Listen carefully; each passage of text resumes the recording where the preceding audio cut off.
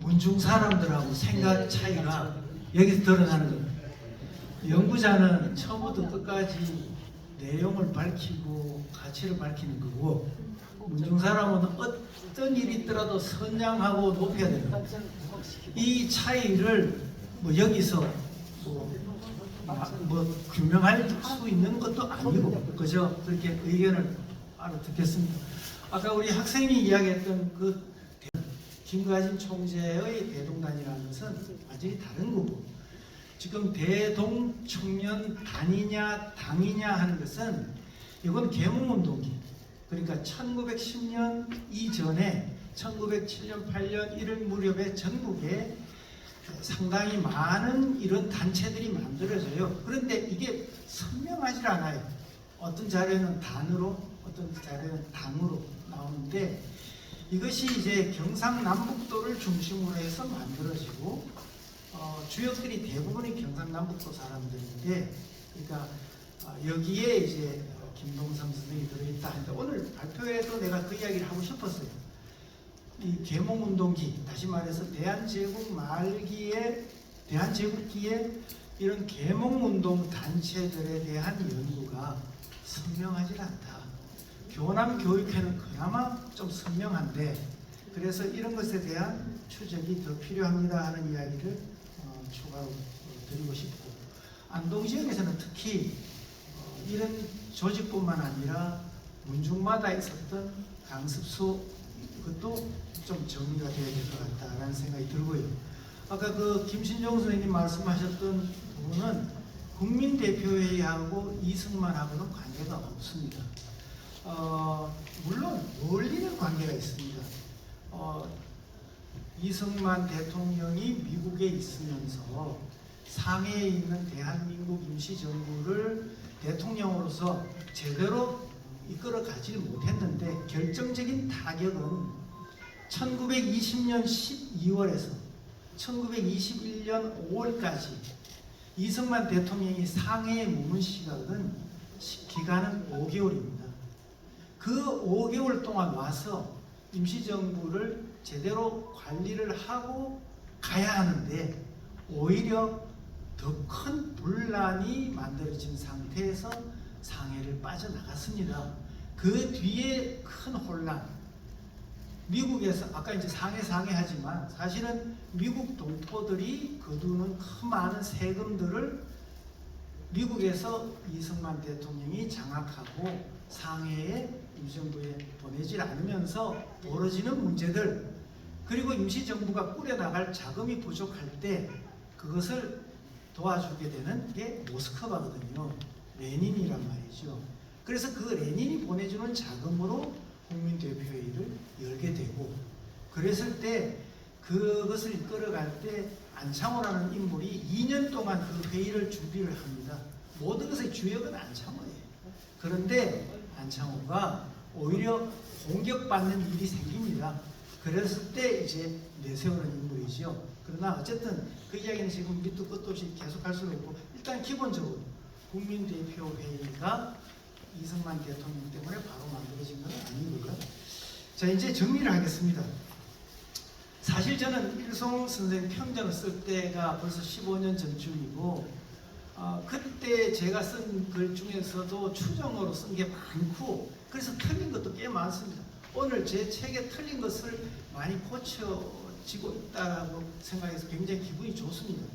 특히 그것도 제가 옛날에 가르쳤던 제자가 제가 썼던 책을 지금 틀렸다고 지금 오늘 선생님 그거 틀렸어요 라고 말하지 않고 적절하게 슬슬 그럼 선생님 당신 잘못됐어요 이렇게 해서 제가 좀 부끄럽기도 하고 또 자랑스럽기도 합니다.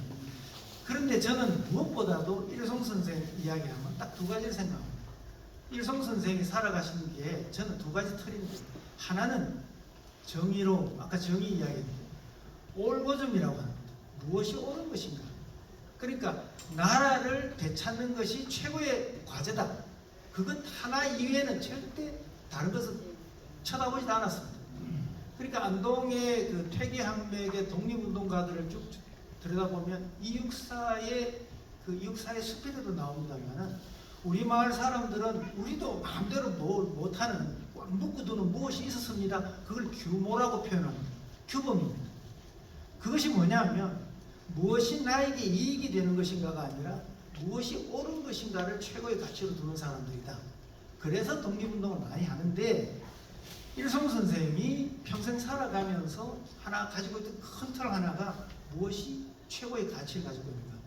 그럼 그게 나라가 무너질 때는 무너지지 않도록 하는 것이고 무너졌을 때는 그걸 되찾아 살리는 겁니다. 그래서 나라의 독립을 위한 것이라며 무엇이든지 무슨 이념의 차이, 권력의 차이, 세력의 차이 이런 건 관계없다는 것이죠. 그래서 통합이라는 것이 이제 나오는 건데 사실은 이 올곧게 가는 사람 치고 통합하는 사람 잘 없습니다. 솔직히 말해서. 통합이라고 하는 것은 그래 당신 말도 맞고 당신 말도 맞고 이렇게 돼야 되는 겁니다.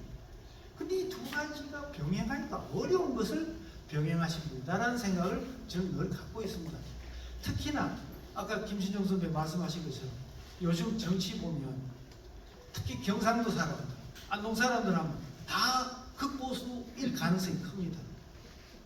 일송 선생을 왜 우리가 기념하느냐 하면 일송 선생 등급을 높이려고 하는 것이 후손이라고 한다면 저는 그렇게 아닙니다. 어떻게 하면은 극도로 나뉘어지는 사회에 일송 선생처럼 통합을 목표로 통합을 최고의 가치로 두고 나아가는 분, 이런 분을 기념사업을 한다는 것은 나도 그 길을 따르겠다는 뜻이어야 하는데 이 자리에 오신 분들은 일송 선생의 통합 정신을 최고로 둔다면 우리 사회가 극도로 나뉘어져 있을 때 반대편의 이야기도 듣고 같이 화합할 수 있는 마음가짐을 가져야 일송 선생을 따라갈 수 있는데 오히려 등급 높이는 것만 자꾸 이야기하면 이거 따라가기 힘듭니다. 그래서 결론으로 아까 김병환 회장님도 개회사에서 그렇게 말씀을 하셨고 또 정해창 실장님도 그 축사에서 말씀하신 것처럼 좌우로 갈라져 대립하는 이 현상들이 심각한 우리 사회에서 이것을 해결하는 최고의 방법은 일송 선생의 정신을 따라가는 길이다. 그러려고 한다면 우리는 무엇을 해야 될까? 차라리 그걸 다짐하는 자리가 되었으면 좋겠습니다. 이것으로 아주 길고 긴 제가 주어진 시간보다 20분이나 더 썼는데 끝까지 경청해 주신 여러분께 감사드리고 또 우리 기념관을 지키고 있는 집사로서 이 자리에 와주신 손님 여러분께 감사의 말씀을 드리면서 오늘 마치도록 하겠습니다.